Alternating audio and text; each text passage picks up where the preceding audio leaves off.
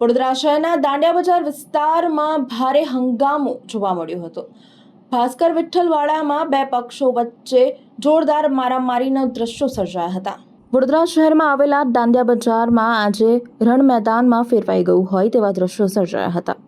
અહીં આવેલા ભાસ્કરના વાડામાં નજીવી બાબતને લઈને બે પક્ષો વચ્ચે બોલાચાલી થઈ ગઈ હતી.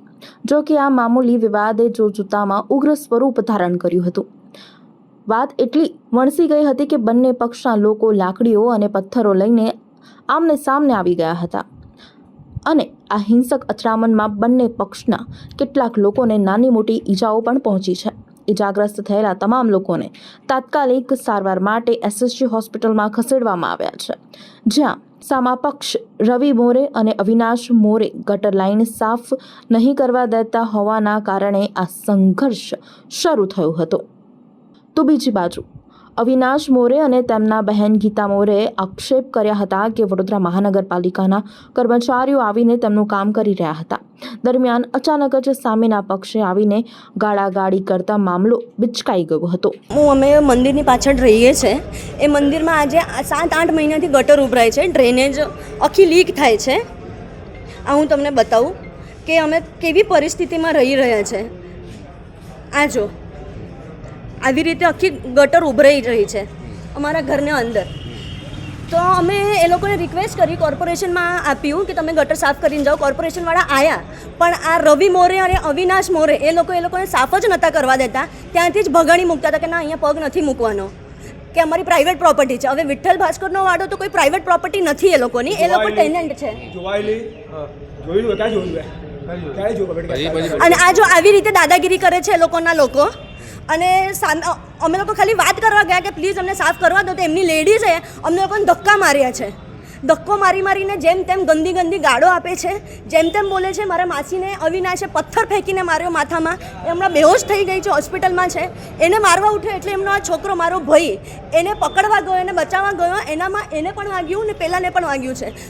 એટલું બધું માર્યું અમને. મને વાળ પકડીને ખેંચીને એ લોકો ખેંચીને લઈ જતા હતા. આ સુજલભાઈ અમારા બહુ ખાસ. અને અમે પોલીસ ફરિયાદ કરી? હા, પોલીસ ફરિયાદ અમે 3 થી 4 વખત પોલીસ ફરિયાદ કરી છે, પણ પોલીસ ફરિયાદ ડિસ્ક્લોઝ જ કરી દે છે આ લોકો. ખબર નહીં શું કારણ, પોલીસવાળાને જ ખબર છે. ખબર નહીં અમને. અમે બહુ જ ધક્કા ખાધા છે. અમારી માંગ એ છે કે પાછળનો અમારો જે દરવાજો છે ખોલી દેવામાં આવે અને અમારું બધું ક્લીન કરવામાં આવે. એટલી જ માંગ છે ખાલી. એનામાં આટલું બધું મારામારીને ગંદી ગાળો કરવાની એમાં કોઈ જરૂર નથી. પણ આ લોકોની બહુ જ દાદાગીરી છે. પહેલાં અમારા ગાડીઓ પર થૂકતા ને એવું બધું કરતા એ લોકો. અને હમણાં પણ મંદિરમાં આવીને ઝઘડા કરે છે, જેમ તેમ બોલે છે, ગંદુ. અંગે તમે પોલીસ ફરિયાદ કરશો? હા, હું આ અંગે એમના પર પોલીસ ફરિયાદ કરવાની છે. વિષય એવો હતો કે કોર્પોરેશનમાં એમનું ચેમ્બર ઘરનું ભરાયું છે. એમનું ઘરના અંદર ચેમ્બર ભરાયું છે.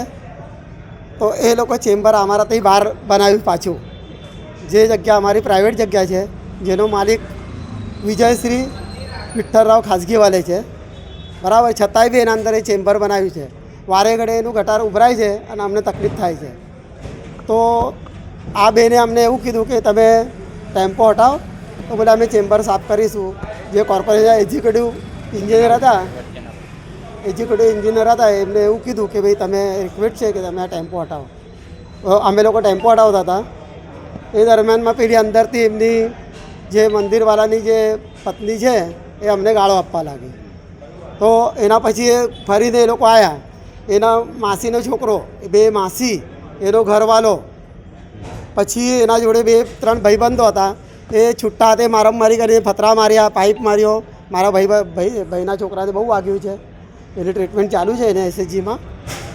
અને આ કેસ ઓલરેડી કેસ છે જેનો સિદ્ધિવિનાયક ચેરિટેબલ ટ્રસ્ટ બની ચૂક્યો છે. અમે લોકો એના જીત્યા છે. અમે લોકો 3105 નંબર છે એનો ટ્રસ્ટનો પંજીકરણ, બરાબર. વારે ઘડીએ આ લોકો આવી રીતની દાદાગીરી કરે છે. અમે એ લોકો હાર્યા છે, એ અમને ખબર નહીં કેવી રીતે હાર્યા છે.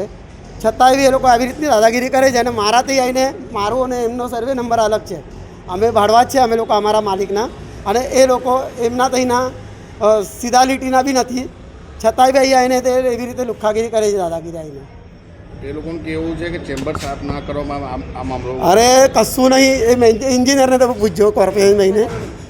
આ મારા બહેને એમને કીધું કાંઈ ના હતા તમારું નામ બેનનો ગઈકાલે કોલ આવ્યો હતો હેતલ પટેલ ડેપ્યુટી એન્જિનિયર એમને કમ્પ્લેન્ટ આપી હશે કે ગટાર સાફ કરવાના તો એમને મારા પર કોલ આવ્યો હતો કે મેડમ કેમ એવું મેં કે શું પ્રોબ્લેમ છે તો કે અમે સપોર્ટ કરીશું પણ એમને ઇલીગલ જગ્યા પર બાંધેલી છતાં અમે સપોર્ટ કરીશું ગટાર સાફ કરવા માટે હું પોતે આવું છું અને મેં પરમિશન કે સારું આજે 9:30 વાગે એમના માણસે રોનક પારેખ કરે કે આઈ વિટનેસ છે એમના 2 અસિસ્ટન્ટ એ લોકો અમે કામ કરતા હતા એટલામાં મંદાર એની વાઈફ એના માસીને છોકરો હેતલ પટેલ મેડમે કહ્યું કે તમે કામ કરતી વખતે તમારે અંદર આવવાનું નહીં અમે અમારું સાફ કરીને તમને આપી દઈશું છતાં પેલી એમની મંદારની વાઈફ એને એના 2 સિસ્ટર ઇનલોસ બ્રધર ઇનલોસ અને માસીઓ એ આવીને પેલો અવિનાશ મોરે પર હુમલો કર્યો ગાળાગાળી મને પણ ગાળાગાળ ચાલુ કરી દીધી એવી રીતે અને એ બાબતમાં મારામારી ચાલુ થઈ ગઈ એકચ્યુઅલી ઇલીગલ હોવા છતાં એવી રીતે કેમ કરતા હોય છે આ લોકો ચાલુ કરે એ લોકો અમારાથી આવે છે અને રોનક પારેખ જે કોર્પોરેશનમાં છે